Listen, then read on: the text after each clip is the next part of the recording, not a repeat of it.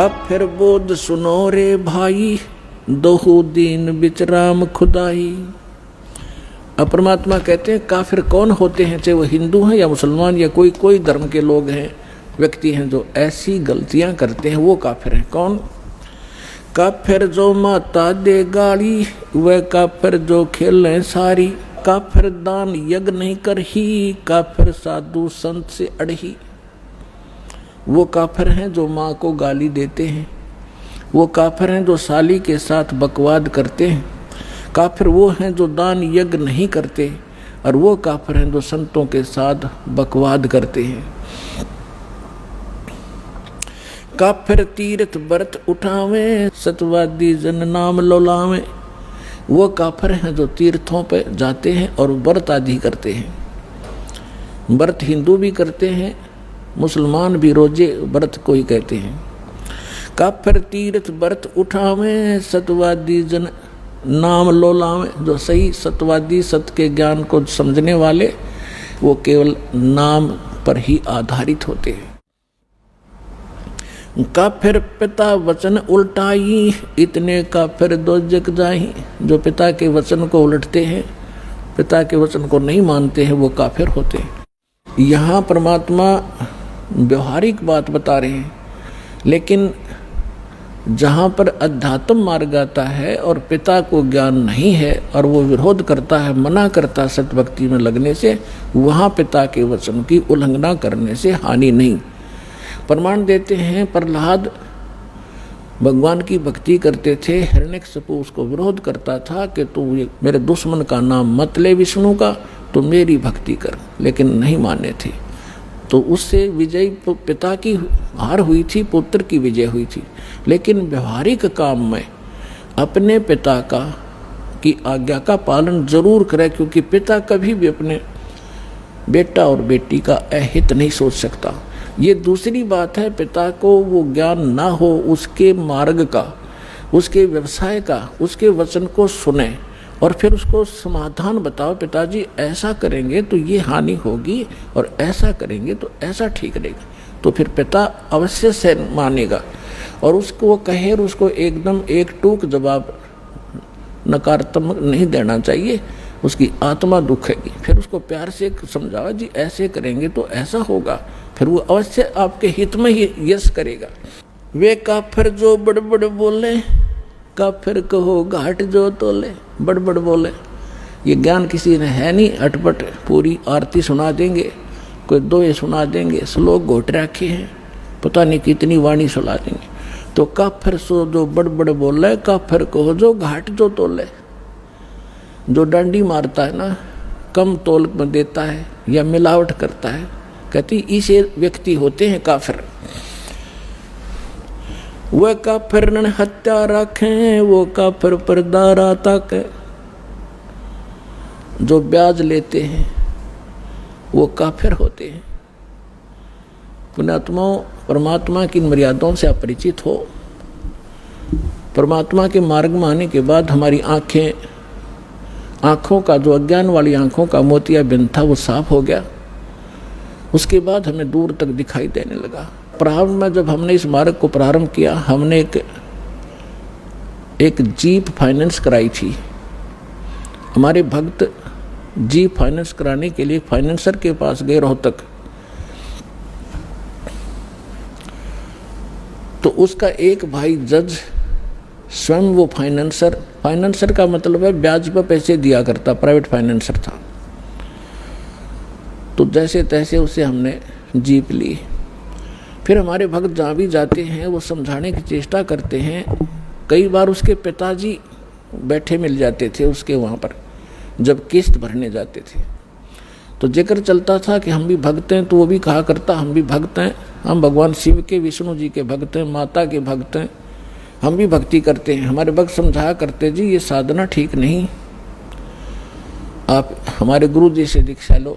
वो कहने वाह भाई वाह, आज जो सुख मेरे घर में है ना, किसी के पास नहीं।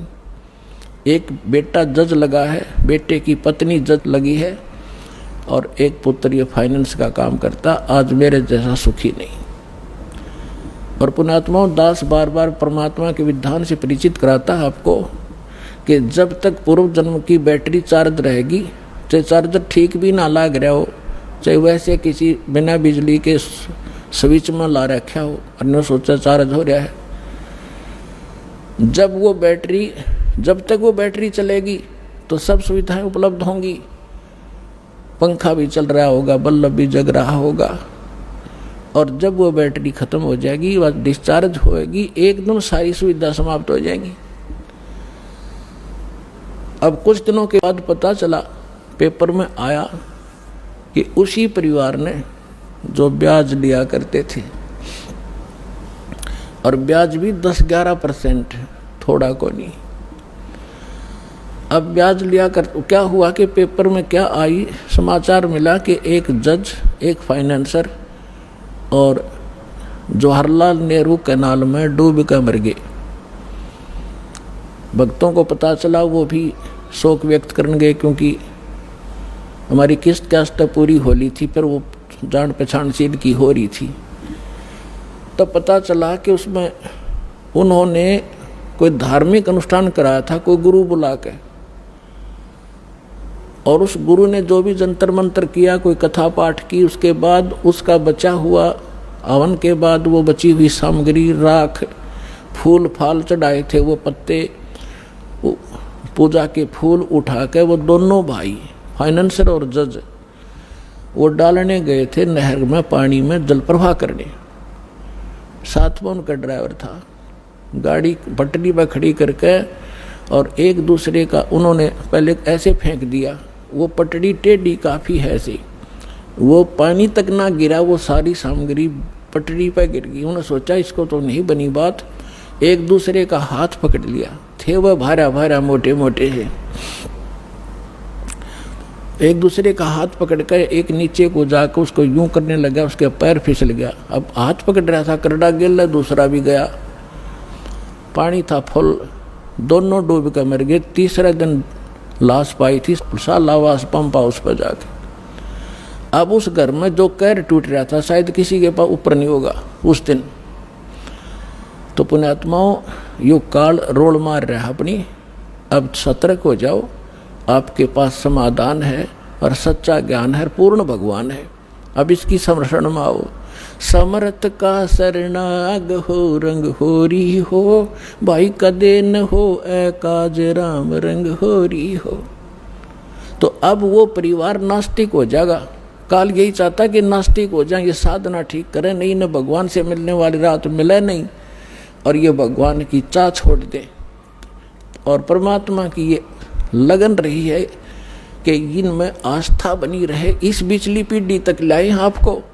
और काल ने कैसा जुल्म कर दिया, सारा चीन नास्तिक कर दिया, सारा रूस नास्तिक कर दिया।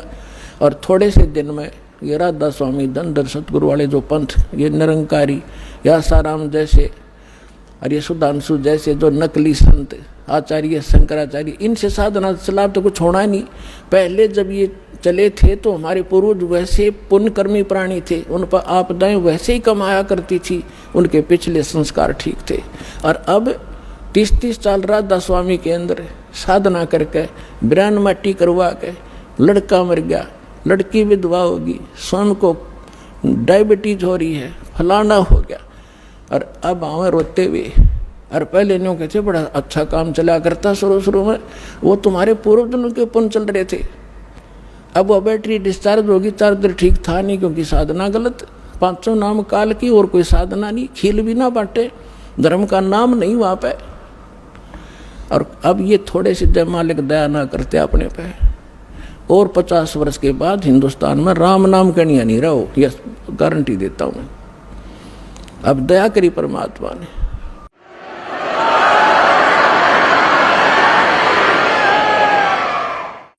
वह काफर रण हत्या रखें, वो काफर जो परदारा ताके, काफिर सवाल सुखन को मोड़े, काफिर प्रीत नीच से जोड़े।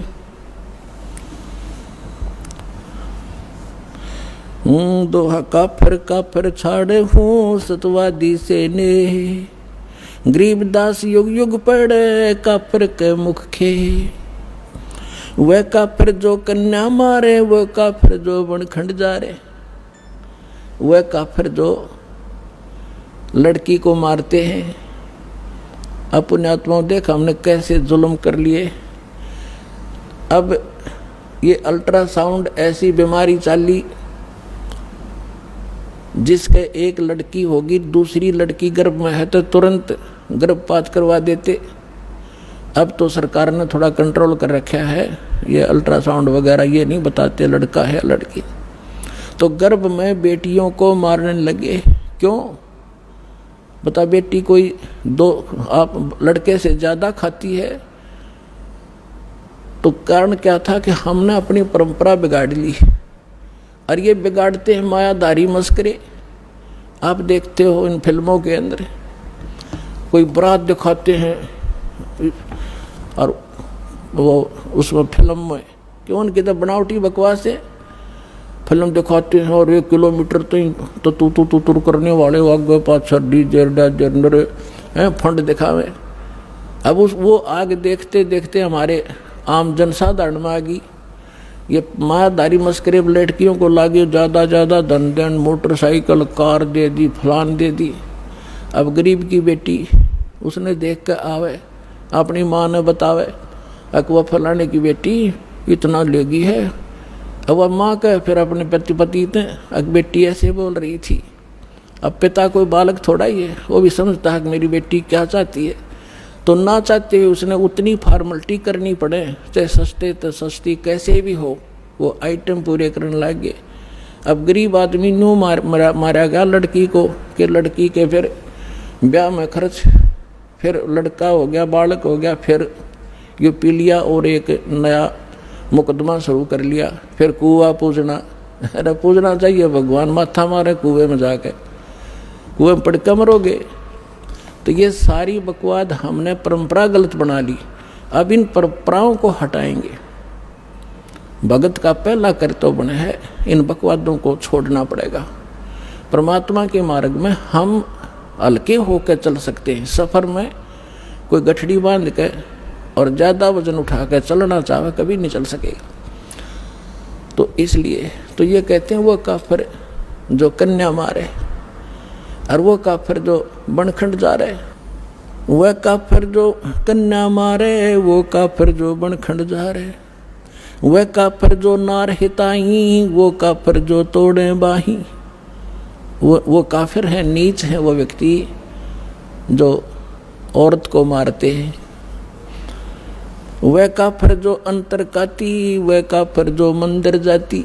ने कहा वह काफिर जो देवल जाती, देवल माने मंदिर में पत्थर पर माथा फोड़न जावे, भक्ति करी नहीं जाती। जो सच्चा ना उसका पता नहीं, इन जिसने मूर्ख ने भगा दिया उसी तरह तुम लग रहे हो। तो वो काफिर हैं जो देवल जाते, मंदिर जाते हैं, या और कोई आन उपासना ये घोर गुमज को पूछते हैं। वह काफिर जो डाक बजावे हैं, वो काफिर जो शीश हलावे। कहते हैं जब सत्संग चले, आपने देखा होगा इसमें माता के जागरण में है, वो गाने वाला भी नाचे और सुनने वाले भी नो करे। तो कहते हैं जहाँ पर सिर हिलाया जाता है वो काफिर होते हैं, वो सभा अच्छी नहीं होती। वह काफिर जो शीश हलावे, जो वो काफिर जो डाक बजावे, वह काफिर जो करें कंदूरी, वो काफिर जिन नहीं सबूरी। वह काफिर जो बकरे खाई, वो काफिर नहीं साधु जमाही। यानी जैसे अब सभी भक्त आते हैं यहाँ पर जो दान नहीं करते भक्तों के आहार के लिए, सुविधा के लिए, वो काफिर हैं। जैसे गीता अध्याय नंबर 3 के श्लोक नंबर 10 से लेकर 15 में कहा है कि जो व्यक्ति परमात्मा ने उनको जैसा भी संस्कार वश उसके संस्कार में धन दिया है, उसके आधार से जो धर्म नहीं करता तो वो व्यक्ति पाप ही खाता है, परमात्मा का चोर है। वह काफिर जो मांस मसाली, वह काफिर जो मारे हाली, जो हाली को मार देते हैं उस जैसा पापी नहीं। वैसे तो मृत्यु किसी, हत्या किसी की भी कर दो, लेकिन विशेष बताई है कैसे जुल्म नहीं करने चाहिए। वह काफिर जो खेती चोरें, वह काफिर जो मारे मोरम। ओए अब देखो 250-300 वर्ष पहले गरीबदास जी ने ये कहा था कि जो मोर को मारते हैं, वैसे तो किसी भी पक्षी को नहीं मारना चाहिए, लेकिन मोर जैसे सिर्फ जानवर को भी मार देते हैं कोई हिंसक जानवर है, घातक हो रहा है, वह दूसरी बात है, उसको मार दिया जा सकता है। जैसे सर्प है, डसने की पोजीशन में है तो उसको मार देने में पाप नहीं है। और मोर न मारे बेमतलब वो बकवादी, यानी जैसे शिकार खेलने वालों के लिए संकेत है। पूज्य देई धाम को, पूज्य देई धाम को, शीस हलावे जोए, गरीबदास साची कहे, हद काफर है सोए। काफर तोड़े बनज व्यवहारम, काफिर जो चोरी यारम। अब जैसे किसी से आप कोई व्यवहार करते हो, किसी लेन देन करते हो, और उसमें जो हेरा फेरी करता है, समय पर लेन देन नहीं करता है, तो वो भी काफिर होते हैं। या झूठ कपट बोल के यूं कहे कि ना इतने नहीं दिए, इतने थे। काफिर आन देव को माने, काफिर गुड़ को दूध है साने। जो गुड़ और दूध खाते हैं इकट्ठा, वो भी काफिर बताए हैं। वह काफिर अनरुचि खाई, वह काफिर जो भूले साई, वह काफिर जो अंडा फोड़े, काफिर सूर गऊ को तोड़े। वह काफिर जो अंडा खाते हैं या सूर या गऊ किसी को भी खाते मारते हैं, वो काफिर है। काफिर भेक भेक को मारे, वो काफिर कूड़ा ज्ञान पसारे।